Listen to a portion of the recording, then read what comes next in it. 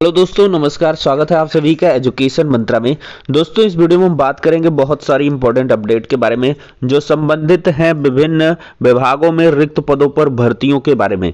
तो दोस्तों, यहां पर बात होगी 11 लाख सरकारी पदों पर भर्ती, आईटी सेक्टर में लाखों पदों पर भर्ती, सदन में गूंजा है 8 लाख रिक्त पदों को भरने का मामला, बीएड प्राथमिक शिक्षक भर्ती से हो बाहर। इसके लिए क्या कुछ है अपडेट, और प्राथमिक स्कूलों में लाखों पद हैं खाली। तो सारी अपडेट पर डिस्कशन हो, लेकिन इसके पहले जो एलटी ग्रेड शिक्षक भर्ती की तैयारी कर रहे हैं उन छात्रों के लिए एक छोटी सी इंफॉर्मेशन। आज हम बात करने वाले हैं एलटी ग्रेड शिक्षक भर्ती की बेस्ट बुक के बारे में, जो चच्चू पब्लिकेशन की है। इस पुस्तक की अगर खास बात करें तो सामान्य अध्ययन भाग 1 की इस पुस्तक में 2019 के सॉल्व्ड क्वेश्चन पेपर को समावेशित किया गया है। पाठ्यक्रमानुसार थ्योरी दी गई है और विगत वर्ष के जो इम्पोर्टेंट क्वेश्चंस हैं उनको भी यहाँ पर रखा गया है। ये पुस्तक आपको ऑनलाइन और ऑफलाइन दोनों मोड में अवेलेबल कराई गई है। ऑनलाइन के लिए लिंक डिस्क्रिप्शन बॉक्स में है, वहाँ पर जाकर चेक करें और साथ ही साथ दिए गए नंबरों पर ज़्यादा जानकारी के लिए कॉल भी कर सकते हैं, और ऑफलाइन के लिए किसी भी नज़दीकी बुक स्टॉल पर कांटेक्ट कर सकते हैं। और ये पुस्तक आपको विभिन्न विषयों पर भी उपलब्ध करवाई गई है। देखा जाए तो यहाँ पर एलटी ग्रेड कंप्यूटर, सामाजिक अध्ययन, सामान्य अध्ययन, गृह विज्ञान, इंग्लिश, विज्ञान और जीव विज्ञान, हिंदी जैसे सभी सब्जेक्ट्स पर अवेलेबल है। तो देर किस बात की, चच्चू पब्लिकेशन की बेस्ट बुक के साथ अपनी प्रिपरेशन को बूस्ट करें। दोस्तों, देखा जाए तो यूपी में चुनाव का जो माहौल है वो गर्म है, और ऐसे में बहुत ही देर के बाद जो 2 बड़े घोषणा पत्र हैं वो कल की डेट में जारी हुई हैं। पहला है भाजपा का, और उसके तत्काल बाद तुरंत बाद यहाँ पर सपा का घोषणा पत्र भी जारी हो गया। सपा का जो वचन पत्र है कहीं न कहीं भाजपा के घोषणा पत्र पर यह भारी दिखाई पड़ रहा है, क्योंकि सोशल मीडिया प्लेटफॉर्म पर देखा जाए तो युवाओं की बहार है। युवा ही युवा चारों तरफ छाए हुए हैं, और यहां पर देखा जाए तो कम से कम 21 लाख युवा तो डीएलएड परिवार का है। डीएलएड, बीएड, सीएलएड, कुछ भी आप कह लीजिए, इन सबको जोड़ गांठ के लगभग 25 लाख यहां पर अभ्यर्थी हैं। और भी बहुत सारे अभ्यर्थी हैं जो यूपी ट्रिपल एससी के हैं, वो भी कहीं ना कहीं उत्तर प्रदेश से ताल्लुक रखते हैं। एसएससी के भी बहुत सारे एस्पिरेंट्स हैं। तो ऐसे में इन सभी को अगर लिया जाए तो ये आंकड़ा करोड़ों में पहुंचता है। करोड़ों युवा हैं, और युवाओं को खासा पसंद आ रहा है सपा का वचन पत्र, क्योंकि इसमें बहुत सारी चीजें देखने के लिए मिली हैं।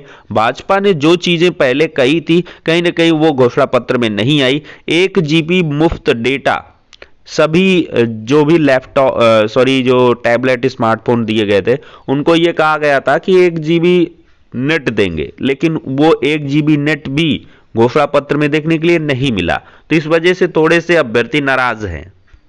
लेकिन सबसे बड़ी बात समझी जाए तो सपा ने सारे दांव खेले हैं।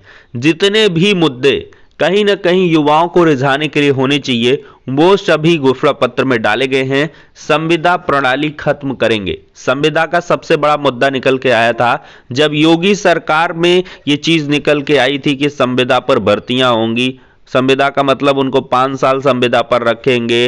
रेगरस जो रिक्रूटमेंट आफ्टर प्रोसीजर है वो और रिजिड होंगे।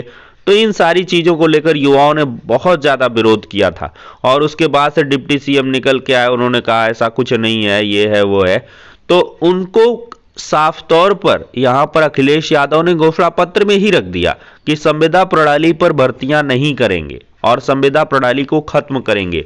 महिलाओं को भर्तियों में आरक्षण का भी मुद्दा लगातार गूंजता रहता है, तो इन्होंने कहा है कि 33% हम महिलाओं को आरक्षण देंगे, भर्तियों में अलग से आरक्षण होगा 33% का। और सबसे बड़ा दांव खेला इन्होंने पुरानी पेंशन बहाली का, और 11 लाख पदों पर भर्ती का वादा किया, और साथ ही साथ 22 लाख जो रोजगार है वो आईटी सेक्टर में दिया जाएगा, ऐसा भी ऐलान देखने के लिए मिला। और 300 यूनिट बिजली मुफ्त देंगे। 2025 तक किसानों को कर्ज मुक्त करेंगे। सभी फसलों और दूध का एमएसपी तय करेंगे। सरकारी नौकरियों में 33% भर्ती महिलाओं की होगी। किसानों को मुफ्त में खाद तक देने का वादा हुआ है। ममता बनर्जी भी कल इनके समर्थन में आई थी और बोली थी भाजपा को यूपी से हटाओ। यहाँ पर पश्चिम बंगाल की मुख्यमंत्री ममता बनर्जी ने सपा अध्यक्ष अखिलेश यादव के साथ लखनऊ में सपा कार्यालय में प्रेस कॉन्फ्रेंस की। इस दौरान उन्होंने फुटबॉल उछालकर कहा, आप यूपी से भाजपा को हटाओ, हम 2024 में दिल्ली से हटा देंगे। और साथ ही साथ बीपीएल परिवारों को साल में 2 सिलेंडर मुफ्त का वादा किया। रोजगार नीति बनाने का वादा रहा। लड़कियों को पीजी तक की शिक्षा दी जाएगी। शिक्षा मित्रों को नियमित करने का वादा। मतलब कोई भी ऐसा क्षेत्र छोड़ा ही नहीं गया जहां से यहां पर वोट बैंक ना बन सके।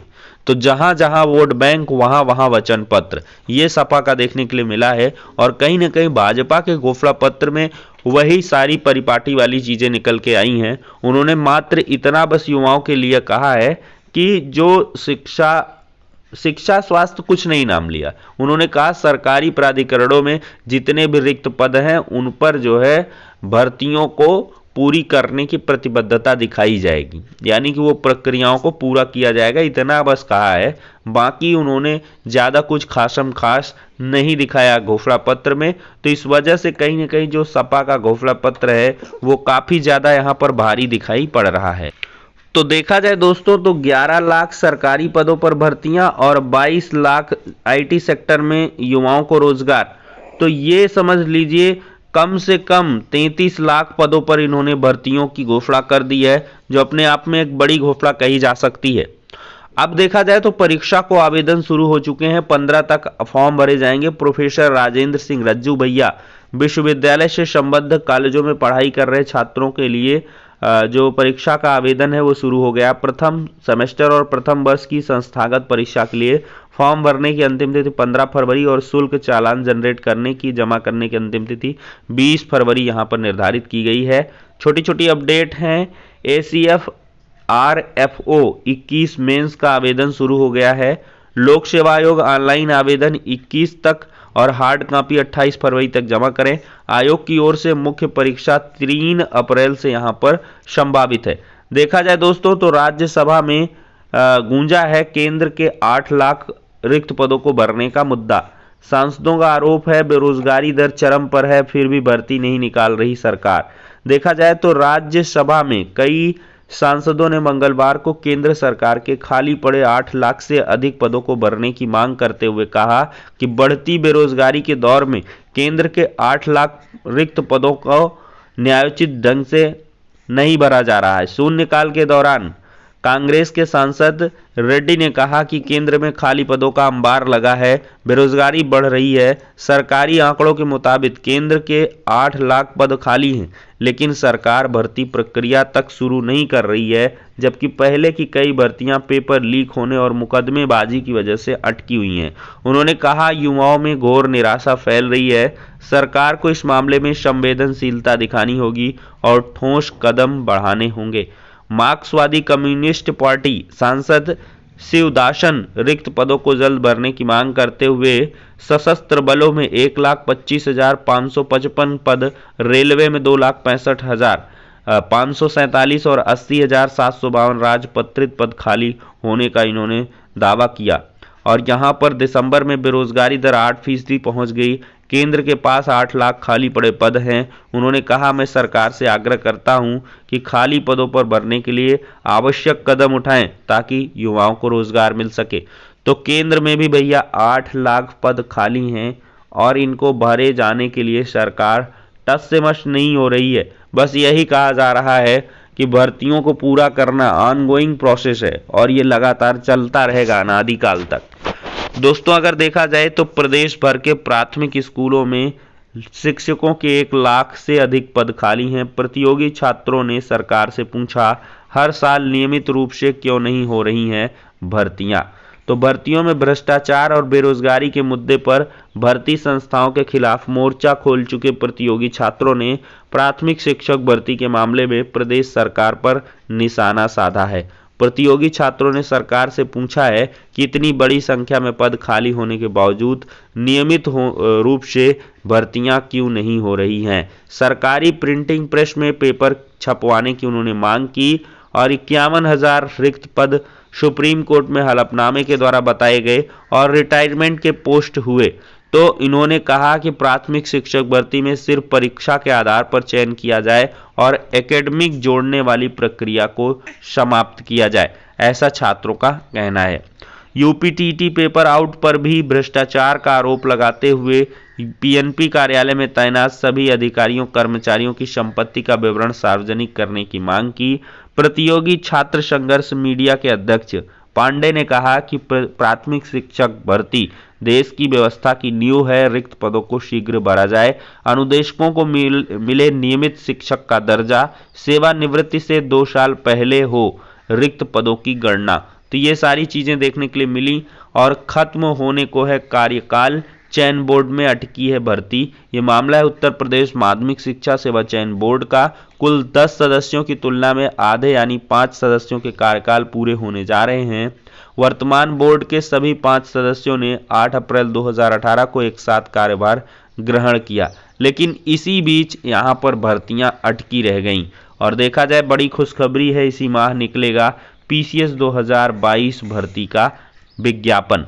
तो आप लोग उसके लिए कमर कस लें। और 300 यूनिट फ्री बिजली मिलेगी, सभी फसलों पर एमएसपी, ये तमाम सारी चीज़ें देखने के लिए मिली। और यहाँ पर एक बड़ी अपडेट है, यहाँ पर यूपी में प्राथमिक शिक्षक भर्ती से बीएड को बाहर करने वाली याचिका कल यानी कि आज की डेट में लखनऊ के जस्टिस रहमान मंसूरी और नरेंद्र कुमार जी की डिवीजन बेंच में लिस्टेड है। तो यहाँ पर दोस्तों देखा जाए तो लखनऊ के डिवीजन बेंच में फिर से बीएड को प्राथमिक शिक्षक भर्ती से बाहर करने की जो याचिका है वो संबद्ध हो चुकी है। जो जैसी इंफॉर्मेशन निकल के आएगी आप सभी को इस चैनल के माध्यम से प्रोवाइड कर दी जाएगी। तो फिलहाल के लिए इस वीडियो में इतना ही, नेक्स्ट में मिलते हैं।